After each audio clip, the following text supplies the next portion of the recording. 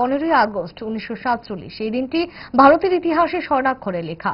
দীর্ঘ 2 শতাব্দীর ব্রিটিশ ঔপনিবেশিক শাসনের শৃঙ্খল ভেঙে ভারত এই দিনে স্বাধীনতার স্বাদ গ্রহণ করে। তবে এই স্বাধীনতা কোনো একক ব্যক্তি বা ঘটনার ফল নয়, এটি অসংখ্য ত্যাগ, সংগ্রাম ও একতার ফসল। ভারতের স্বাধীনতার সংগ্রামের পেছনে ছিল অগণিত বিপ্লবীদের ভূমিকা। তাদের মধ্যে কেউ কেউ সশস্ত্র বিপ্লবের পথ বেছে নিয়েছিলেন, কেউ অহিংসার পথে হেঁটেছিলেন, আবার কেউ নীরবে নিজের জীবন উৎসর্গ করেছিলেন এই মহান লোকের জন্য। শুক্রবার আগরতলা পৌর নিগমের প্রধান কার্যালয়ে ব্যাপক উৎসাহ উদ্দীপনায় ৭৯তম স্বাধীনতা দিবস উদযাপিত হয়। পতাকা উত্তোলন করেন বিধায়ক তথা মেয়র দীপক মজুমদার।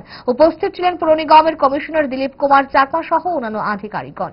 আনন্দ ঘন এই অনুষ্ঠানে বক্তব্য রাখতে গিয়ে স্বাধীনতা সংগ্রামের তাৎপর্য তুলে ধরেন মেয়র দীপক মজুমদার।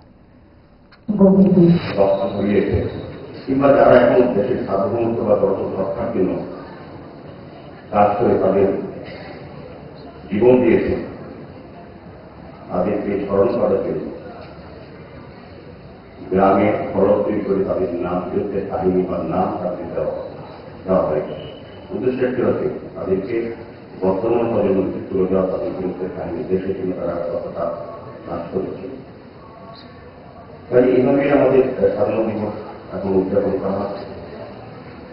আমি আলোচনা দৃষ্টিতে আমার কিছু কর্মসূচি আছে।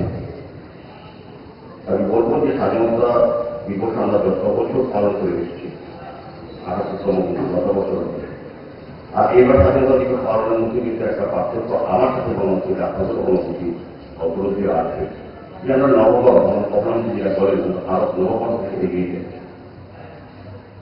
শিক্ষা,